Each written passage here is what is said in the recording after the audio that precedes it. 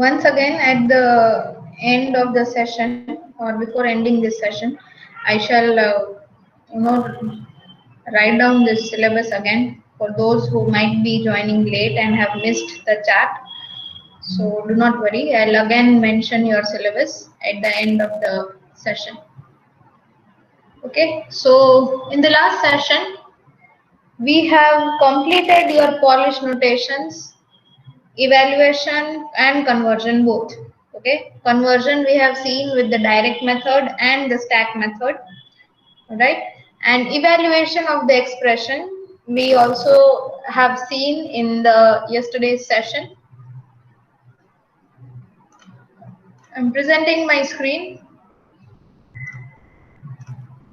When you can see it, please acknowledge.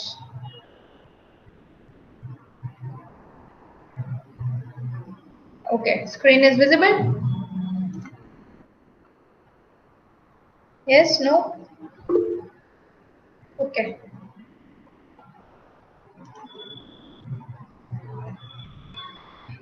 These were the final examples, the last examples which we have solved. Okay.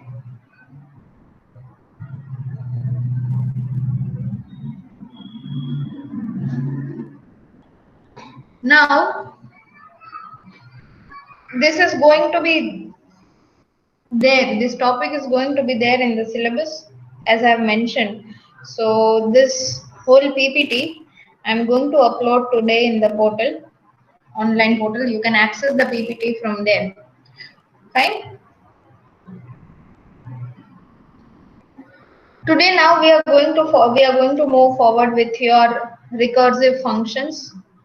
Okay, everybody, just to make sure everybody was able to solve these four, or you have any doubts?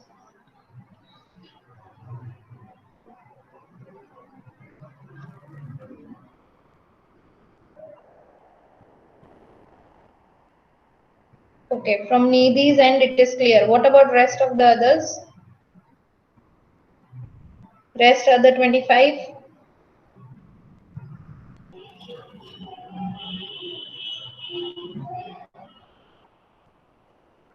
Okay. All right. See, yesterday you did it with stack method, right? All these four you did with the help of stack method, correct? You were scanning each and every element and then you are getting the final answer. Now see, in the MCQ you don't have that much of time, right? So I'm showing you one quick method to solve it, though you are going with that stack method only, but just you're not drawing that stack. For example, let me give this numbers.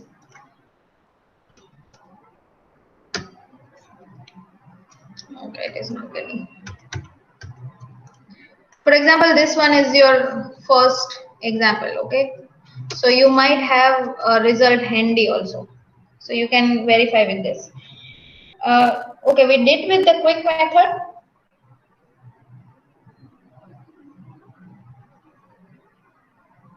Okay, did I, this one, okay, that the numbers to the very right hand side of the operator. You should perform the operation and then go for, okay, then it's fine. I thought I didn't, so that's why I was doing it. Okay, so I guess everybody is aware with it, right?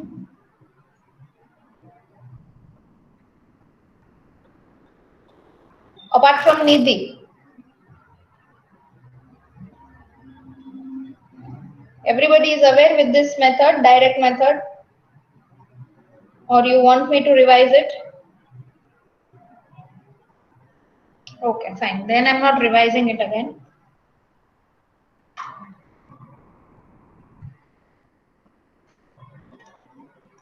Fine. So then we can move forward to our recursive functions. Okay. First of all, tell me, what do you understand by recursive? The word recursive.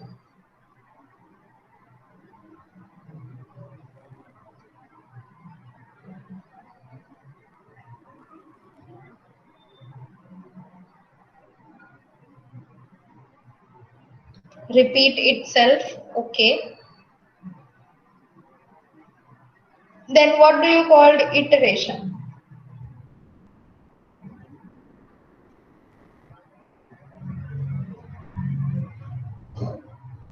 Recursive is also there. Iteration is also one of the term. You might have heard faculties saying that this loop will iterate this many times, or this particular line of code is going to iterate this many times. So if you are saying that if recursive is calling itself, then what do you understand by iterative?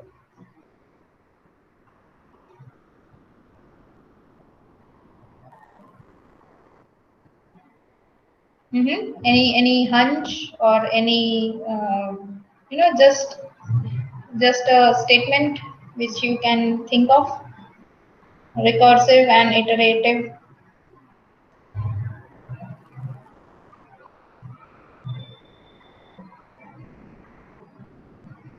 See, your iterative function is going to run the loop as many times as the user wants. Okay, so same condition is going to run again and again.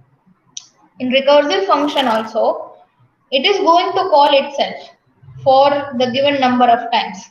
But what is the difference is it is going to execute the small part of its code, okay, again and again till it reaches that part where no longer it needs to call itself and it can compute the data.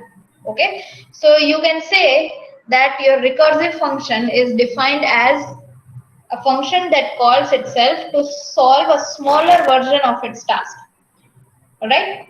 So till what time it is going to call itself, till it is reaching a condition where no more that smaller version is existing.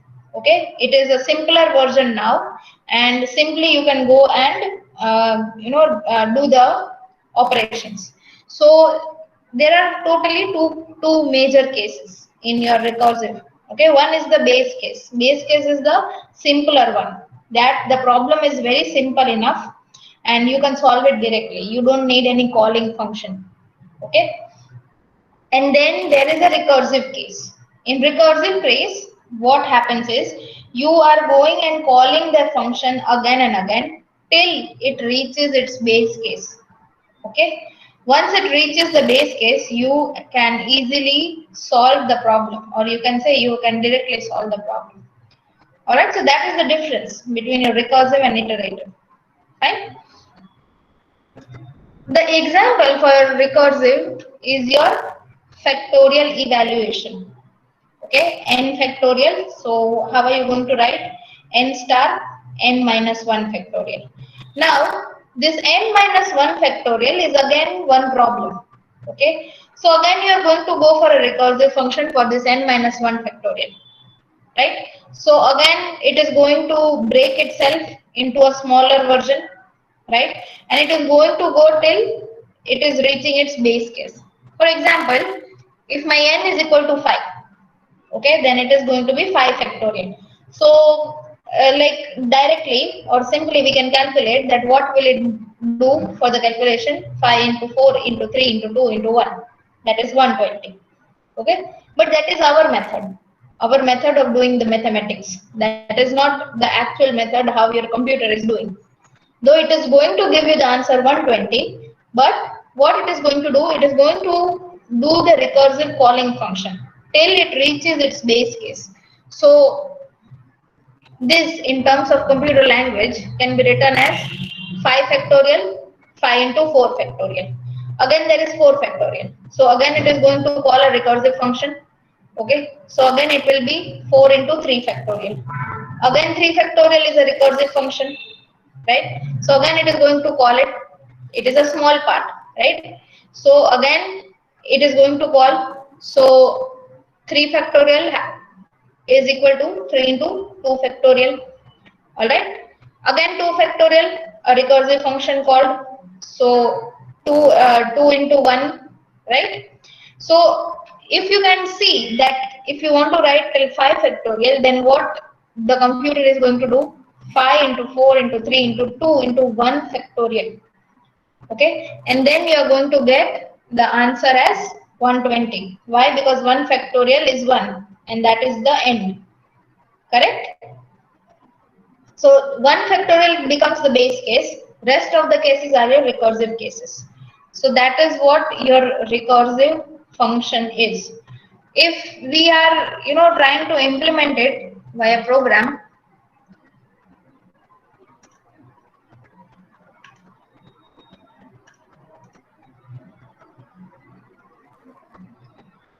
let us discuss it with the help of the recursive function program. Okay.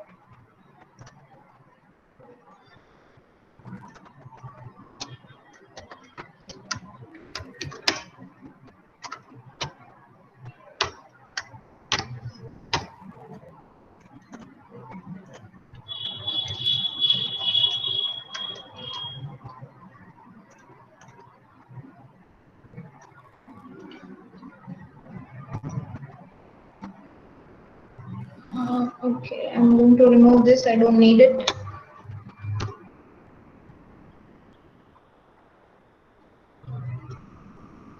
Fine. What is this? A program for recursive function. Okay, and you can say it as a factorial. All right. Now in your main, let's say we are taking an integer x equal to 5, or you can take dynamically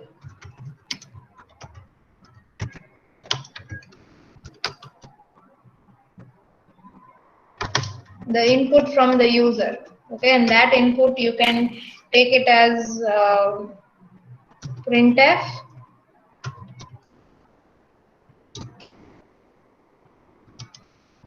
enter the number for factorial. Okay, scan that number.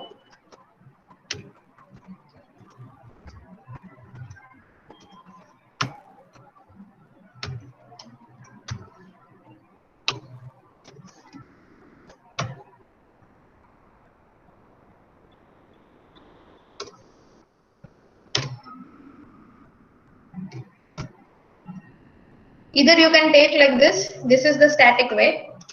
Okay, or you can go for dynamic input also like this. Once you are done with this, then you are going to call the function. Okay, so you can give one printf statement, printf factorial of %d is %d. Okay, and then you are going to write your either number or x, let's say x. Okay, and you are going to call the function factorial and x passed. All right, now you have to define and declare this fact function. Okay, let's say I am declaring it here, integer factorial, integer a, or say a. Okay, all right, now what I have to do, if I'm going to check like till if it is my base case, then what I have to do, if it is my recursive case, then what I have to do. So if my a is less than or equal to 1, okay, then I have to return 1. But if it is not the case, then what I have to return, a star factorial a minus 1. Okay, so if it is 1, it is going to return me 1. But if it is not 1, if A is not 1, then it is going to do A into A minus 1. So this is the recursive part. Okay, this part is the recursive part. It is again going to call again and again. Alright, I can do this as void right now. And right now I'm just commenting this one,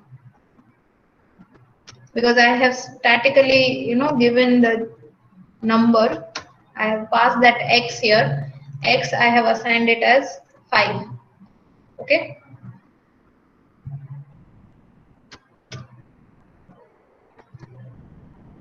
Saving it.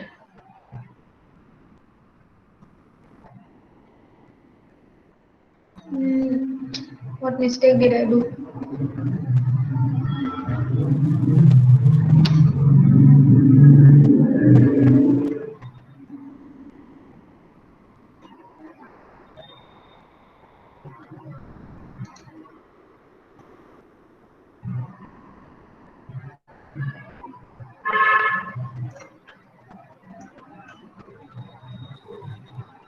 Undefined reference to fact. Okay, here this fact.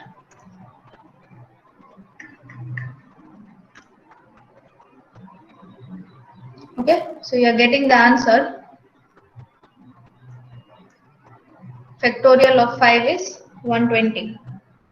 If you had done this in a dynamic method way,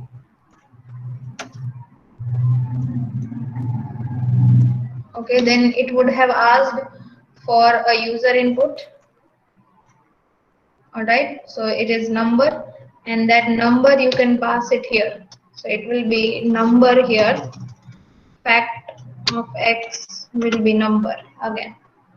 Okay.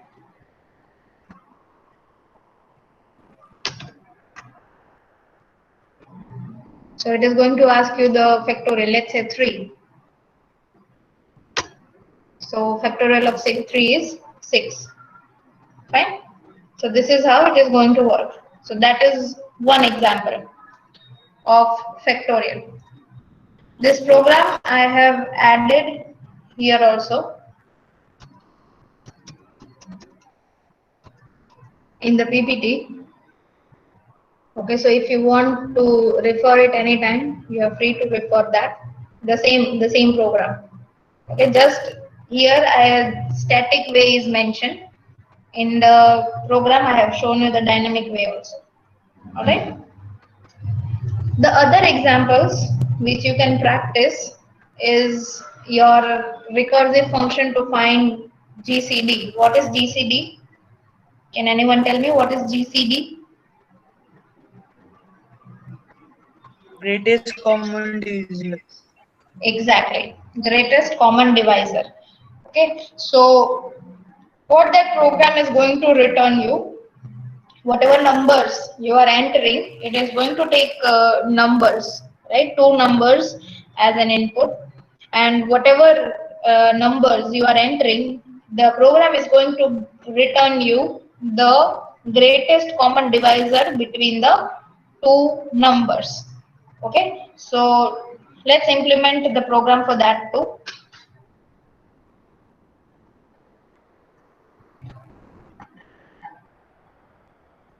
I am removing this program right now. Program for recursive function GCD. Okay.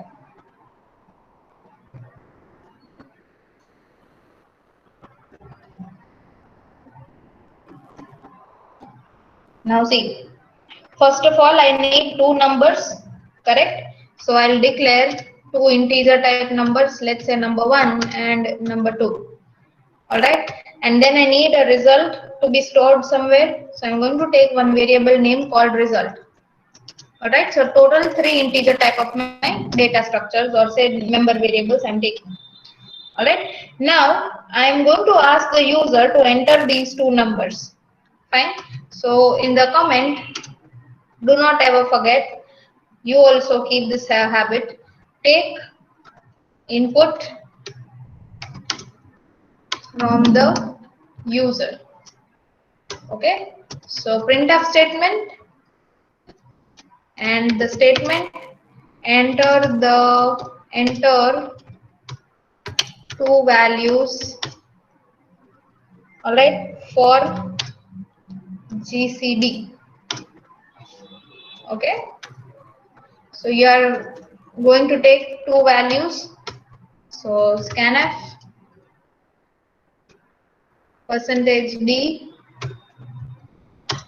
%d ampersand number 1 ampersand number 2.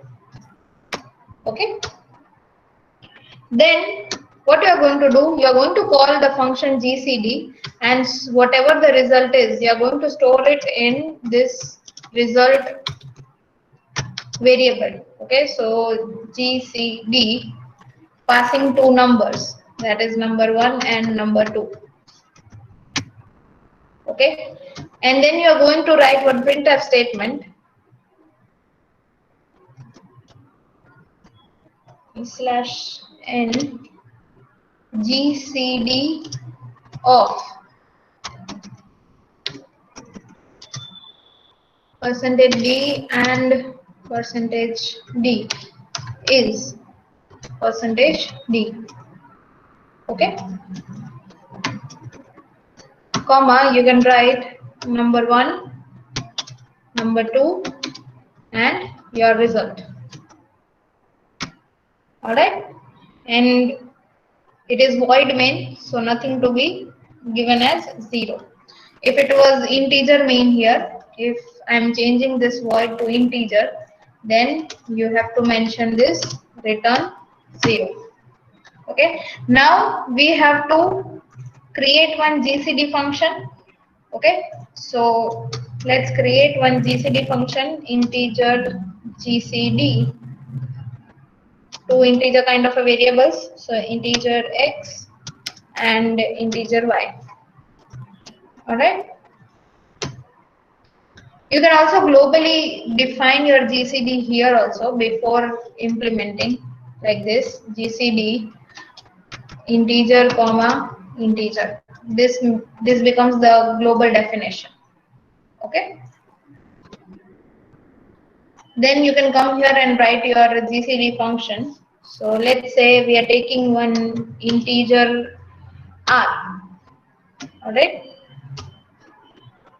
r is equals to x modulo y, right? So what can you say about GCD if the remainder is 0, right? So if your r is equal 0, then you have to return y. Okay, because y will then become your greatest common divisor. But if that is not the case, then else what you are going to do, return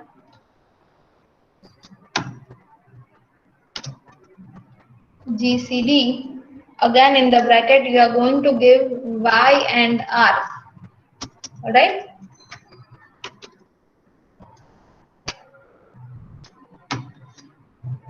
got it? This is what you are going to do.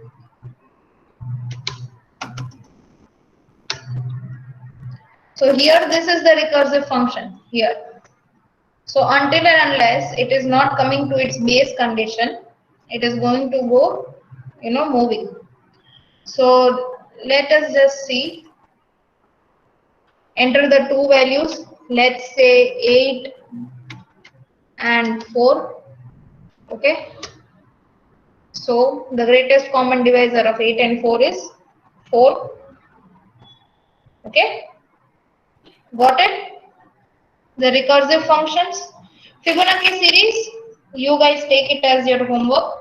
In the lab, I shall discuss your Fibonacci series, but you have to do it in this recursive manner. Okay, you have to implement it in order to get the result in a recursive manner. So this Fibonacci series is homework for you.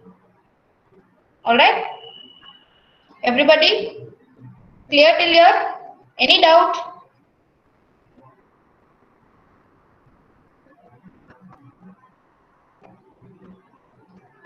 Students, yes or no? Any doubts?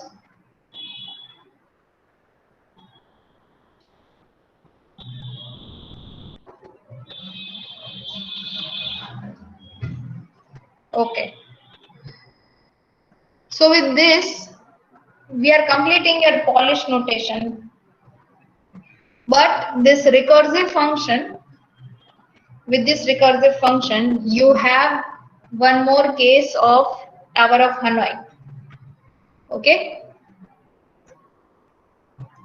So from the diagram, have you played this game anywhere in your kindergarten?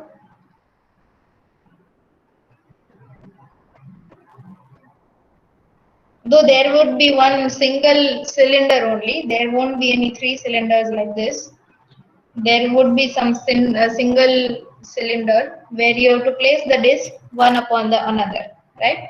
And in those days, in the kindergarten days, your teacher must have told you that you have to place the bigger ring at the very end. Upon that, there will be a smaller ring. On that, there will be the next smaller ring. Okay, and you are making some kind of a tower. So that is the Tower of Hanoi. Okay, this is what the Tower of Hanoi is. Actually, it is your mathematical puzzle. Okay, and what you have to do in this puzzle is you are going to have some more than one cylinders. Okay, here in the diagram there are three cylinders, but it can be five also, it can be four also, it can be six also. Okay, and based on those cylinders, you have to decide one, final cylinder where you want to stack all these discs one upon the another. Okay, and from source to the destination, you have to move this disc such a way that the largest one is, at the very base, and the smallest one is on the top. Okay, so that is what the concept of Tower of Hanoi is. As I said, it is a mathematical game or a puzzle. What does it consist? Ideally, it consists of three rods. But again, the number of rods, is not fixed, that it is always going to be three. All right. You can have four also, you can have five also, like that. That will just increase the complexity, nothing else. And what do you have apart from these three rods? You have some number of discs, okay, of various size, which you have to slide from one rod to another. All right, and it starts with a disc in a neat stack in ascending order of the size from one rod. All right. So this is what you can visualize Tower of Hanoi with three discs. Towers are mentioned to you. These are three towers, 1, 2, and 3. There is the stack of discs, okay, the largest one at the end, very end, and the smallest one is at the very top. Okay, so it is at the top of the stack. Now the challenge is you have to move these discs from this source rod. Let's say this is my source rod to this destination rod. Okay, this is my destination rod. All right. In which manner? Such that the largest one is here, then this one is on the top, and the smallest one is on the top. So this same structure should be shifted to this destination rod, okay, in less possible moves. You can do as many moves as you want, but in less possible moves. But there are some rules. Right? What are those rules? First of all, there are going to be three posts. Okay. See, again, I'm mentioning it is not necessary that it is always going to be three posts. It can be two posts also, it can be four also, it can be five. Sorry, not two. It can be 3, 4, 5, or n number of posts which you like. Okay. Now, disc of different sizes, let's say there are n number of discs, okay, are going to be placed on left hand post. Left hand post, we are taking it as your source rod, which you can say. Again, it is not necessary that always you take a left hand side rod. Fine. You can decide on your own which one you want to keep it as source and which one you want to keep it as destination. Rest of the rods becomes your helping rods. That is what you can say. Okay. What you have to do, you have to transfer all the disk from the right hand post, okay, in the fewest possible moves without placing larger disk on smaller one. So in between the move, let's say in between the move, this should not happen. Okay, this larger disk should not be on your smaller disk. This one is correct move. Okay, the largest one is on the base and the smallest one is on the top. But this move, this second where cross is done, it is wrong. Okay, this should not happen. And one move is considered to be moving one disk from one post to another. That is your one move. Okay. Now what are the rules? Only one disk at a time. You cannot move two disks at a time. Okay. Like one in the first rod, then another one in the second rod, all together in just one move. That is not right. That is not allowed. So only one disk at a time. Higher disk should not be placed on lower disk. Okay, as I already told you, you should not do that. So this 3 4 is correct, 2 and 1 not correct. The only topmost disk is to be moved. Okay, the disk which is on the top of the stack, only that disk is to be moved. Fine. And all disks should be moved from source to destination with few moves. Okay, so let's say our n is equals to 2. Okay, Tower of Hanoi for n equal to 2. N is the number of disks. Alright, so in the diagram, if you can see, there are rods named as A, B, and C. Okay, so A is my source, C is my destination. Fine. And B, you can say my auxiliary rod. Auxiliary rod means the rod which is going to help me. Okay, so that is my auxiliary rod. Fine. So what I'm going to do, first move. Purple one moved from A to my auxiliary rod B. Okay. Then in move number 2, from A, the largest disk moved into my destination rod C. And then in the third move, the disk from the auxiliary rod, that is B, I am moving it to C. Okay. So that ends my Tower of Hanoi. See, my tower is shifted from source A to destination C. Okay, so that is my Tower of Hanoi for n equal to 2. Fine. Now, if I want to move, what can you? How can you write it? If you are going to, you are supposed to write then disk 1 A to B.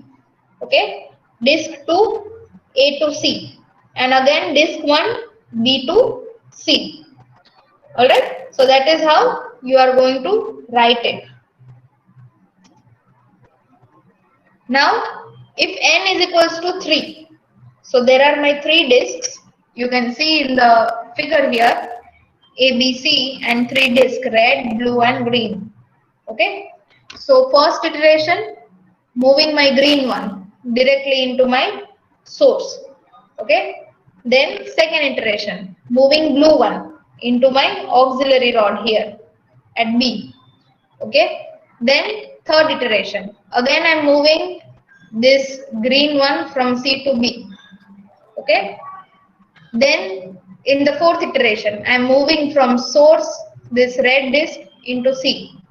Okay. So one task over. Now I have to move this blue one into C. So what I'm going to do, I'm going to move the green from B to A. Now this blue I can move it. Okay. So this blue from B to C here, right? And green, the last remaining disk is A. So from A to C here. So if I want to write the whole thing like this, like disk 1, 2, and 3, then how can I write it? For first iteration, disk 1.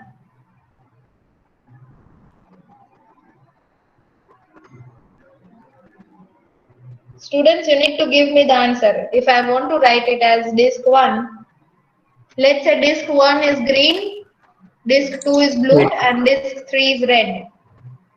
A to C. Exactly. Then what else I can write here in iteration 2? Recursive A to 2. B.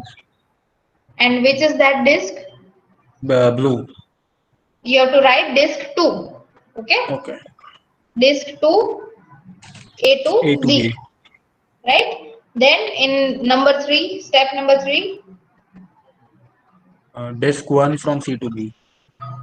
Correct. Disk 1 from C to B. Then number 4. Disk 3 from A to C. Exactly. Disk number 3 from A to C. Then number 5. Disk 1 from B to A. Exactly. Disk 1 from B to A. And 6. Disk 2 from B to C. Correct. And the last step. Disk 1 from A to C. Okay. So that is how you are going to mention. Okay. In any case, if you are getting Tower of Hanoi and it is mentioned that n is equals to 2 or 3, then this is how you are going to mention it. Now let's say it is more than 3. Okay. Till 3 it was okay. You can show it. Alright. But what if it is more than 3? So you are going to write in a general manner. How you can write in general manner is move n minus 1 disk to move the nth disk from source to destination. Now let's say the nth disk is, nth means n is 3. In our case, if you can understand, n is equals to 3. And I want to move this nth disk. Nth disk means this red one. Okay, the last one. So what I have to do, I have to move n minus 1, that is 2 disk. 3 minus 1, 2. So I have to move 2 disks to move the third disk from source to destination. Correct? So first of all, move all the disks from source to auxiliary. So what we did, you moved all the remaining except the nth disk, all the n minus 1 disk, you moved to your auxiliary rod here using your destination rod. Okay, you used your destination rod. See, first of all, you entered this disk here, then you moved into B, and then from destination again back to B. B is your auxiliary rod. Okay, so one part, you can say first part of this whole process is that n minus 1 disk you have to move into your auxiliary rod, okay, using your destination rod. Now what you have to do, you are moving the nth disk here. Now the nth disk is this one, okay, because now in the next step we have to move this blue one on red. So this auxiliary rod, from auxiliary rod, you are going to move your disk into the destination rod using your source rod here. Okay, why? Because you are going to use this rod to keep this green one, okay, to move that green one, or say to hold that green one. And once this green is in A, you are going to move this B from auxiliary to destination. And then in the end, this one you are going to move directly to the destination. Okay, so this is your final answer. So that is what this sentence is trying to tell you. First, move all the disk, all means n minus 1, okay, from source to auxiliary using the destination. So that is done.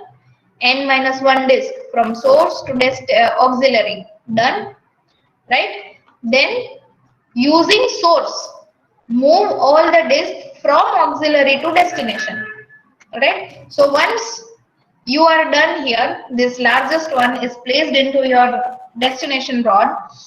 What we are going to do, the remaining n minus 1 disk which is in the auxiliary, you are going to use this source rod and start moving it into your destination. So this is your final answer.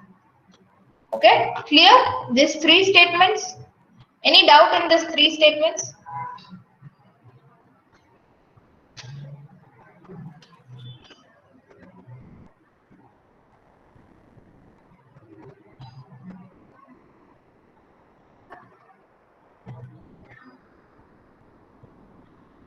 Okay. if you are needed to write the logic in the exam, it is asked for 4 marks that write the logic of Tower of Hanoi. Then what can you write about it is, if it is n is equals to 1, that means only one disk. Then it is very easy from source to destination. S is source, D is the destination. Okay, and A is your auxiliary. Alright, so if it is n equal to 1, then it is easy. Just move from source to destination and your work is done. But if n is greater than 1, n is number of disks. Okay, then what you have to do, you have to follow these steps. Move n minus 1 disk from source to auxiliary using your destination. Okay, once you have moved all your n minus 1, then you have to move the nth disk, that is the largest one, okay, from source to destination. Okay, and when this task is complete, then you have to move all the remaining n minus 1 disk from auxiliary to your destination using your source rod. Okay, so this is the logic. Logic clear? Everybody?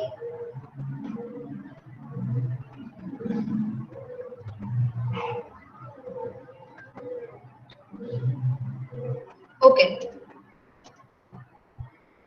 So there is one pattern, okay, with the number of disks and number of moves. The pattern, if you can observe, is if there is one disk, okay, then the number of moves which are involved is 1. Alright. If there are 2 disks, then the number of moves which are involved in transferring from source to destination, it is 3. If there are 3 disks, then you need total 7 moves to transfer from source to destination. And if there are 4 or 5, then you need 15 or 31 respectively, the number of moves. Okay, so in general, if I ask you that there are total, let's say 10 disks, then exactly how many moves do you need? So you can calculate it with this formula. Okay, yes, Vijay, absolutely right. 2 raised to n minus 1. Okay, so it is going to help you to reveal exactly the number of moves the disk is going to perform. So n is the number of disk, okay, and 2 raised to n minus 1. So let's say 2 raised to 1. So it is 2. 2 minus 1 is 1. 2 raised to 2, it is 4. 4 minus 1 is 3. Okay, 2 raised to 3 is 8. 8 minus 1 is 7. So if I say that 10, then 2 raised to 10 minus 1. Okay, got it?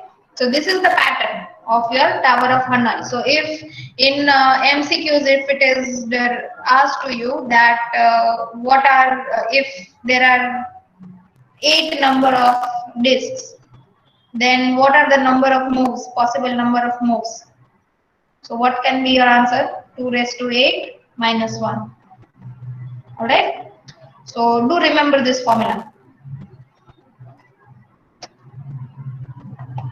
For n is equals to 4, let me code you the program and you'll get to know.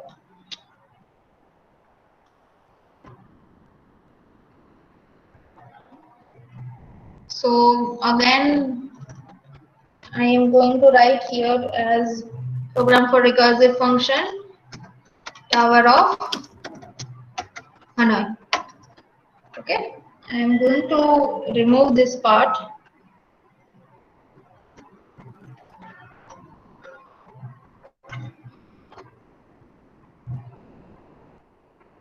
Okay, the slate is clear now. Fine. Now what I can do here is in my main, first of all, I'm going to ask for the number of disks. Okay, so printf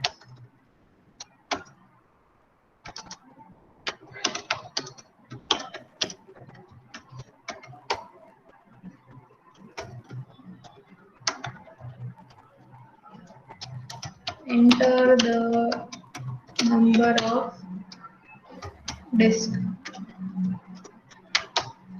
Okay, and scanf percentage D and person small d.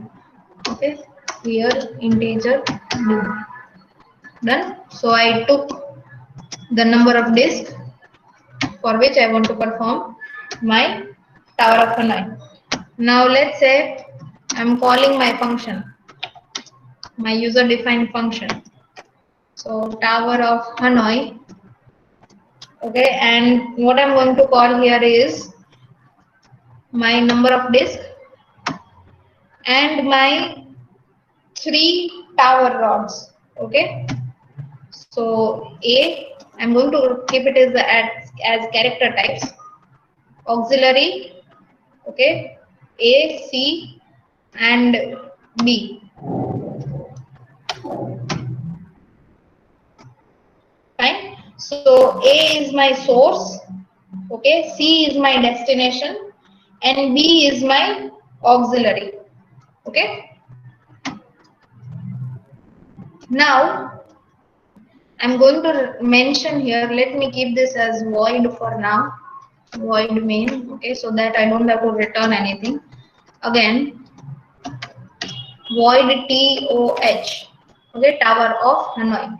Now, passed parameter one is integer type, another is character source, another is character destination, and another one is character auxiliary. Okay. So now, if my D, or sorry, N, D is represented by N. So if my N is equal 1, then what I'm going to write, printf, I'm just going to record or see display the move, okay, moves which are happening. I'm not actually going to show the disks. Okay, move disk percentage D from percentage C to percentage C. Okay, so I'm going to just tell the user exactly which disk is moving from where to where. Okay, so N source and destination. Why this source and destination directly? Because see, according to our logic here, if n is equals to 1, directly move from source to destination. Okay, so moving from source to destination. Why? Because n equal 1. But if that is not the case, else, if that is not the case, then what I have to do? Okay, then I have to call for one recursive function. Okay,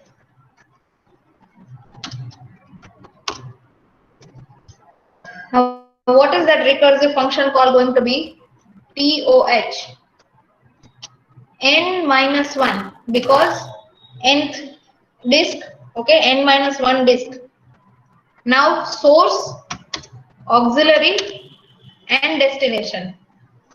Okay, so that is my recursive call. Why? Because see, according to the logic, I have to move n minus 1 disk first of all from source to auxiliary using my destination.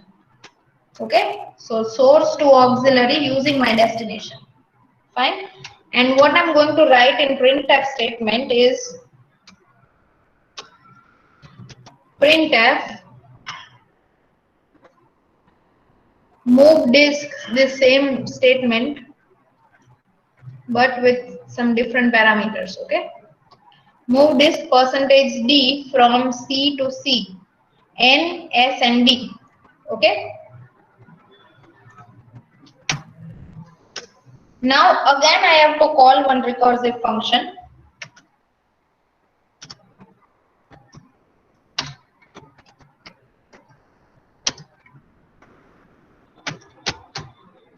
And there what I'm going to write is TOH, Tower of Hanoi, N minus 1, auxiliary to destination using source.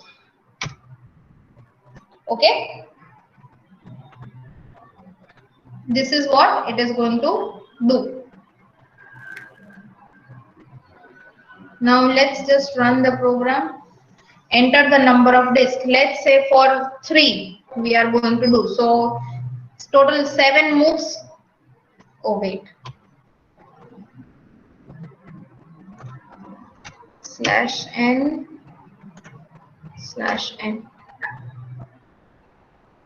Okay. So for 3 we are knowing. So see, total 7 moves. Disk 1 A to C. Okay. Then disk 2 A to B. This you can keep it as reference if you'd like for 3. Sorry, not this PPT. This is for 3, right? And this one is my console output. So disk 1 A to C, disk 1 A to C, disk 2 A to B. Okay, so A to B. Disk 1 again, it is making from C to B here. Disk 3 A to C, so disk 3 A to C. Okay, disk 1 again B to A, so it went here. Disk 2 again B to C, so this one, this step number 6. Number 7, disk 1 A to C. Okay, so it is working fine. Verified.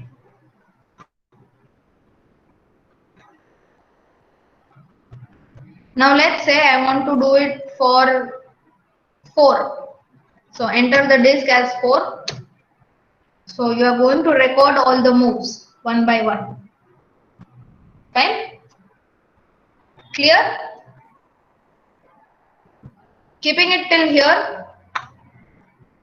Okay, the program is added for n equal to 4 for your reference if you want to verify. One animation part is left for me to demonstrate to you. There is some animation. The links are given here in this PPT. Otherwise, we have completed this topic. This animation I shall demonstrate to you first in the next session, and then we'll go forward with the rest of the linear data structure. All right? Any doubt in the session anywhere? Anybody?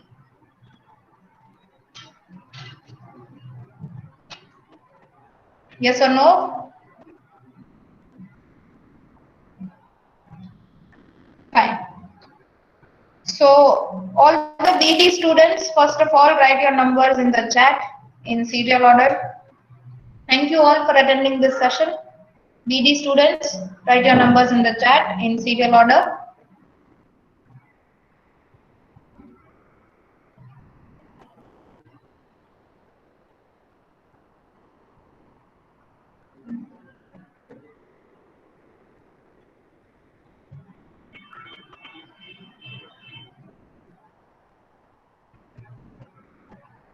Okay. AI students, 1 to 10.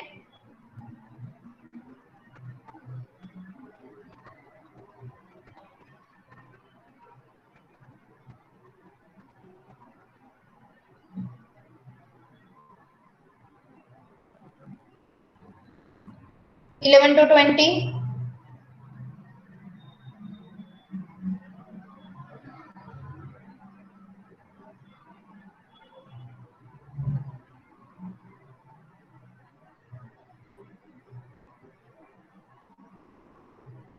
(21 to 30).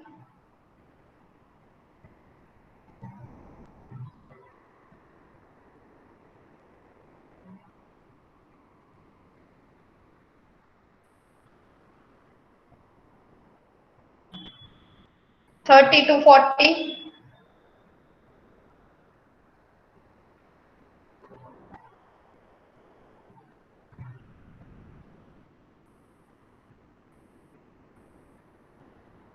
(40 to 50).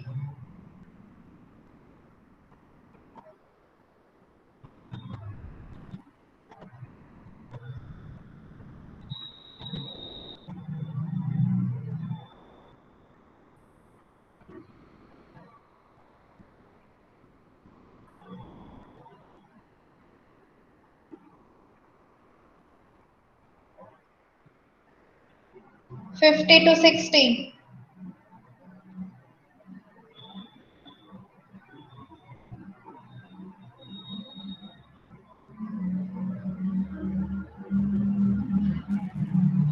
60 to 75 or 71?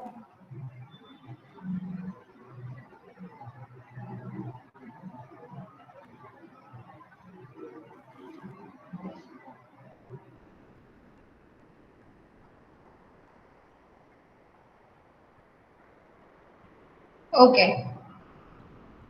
You are free to leave the session, students. Thank you all for attending the session. Have a nice day, all of you.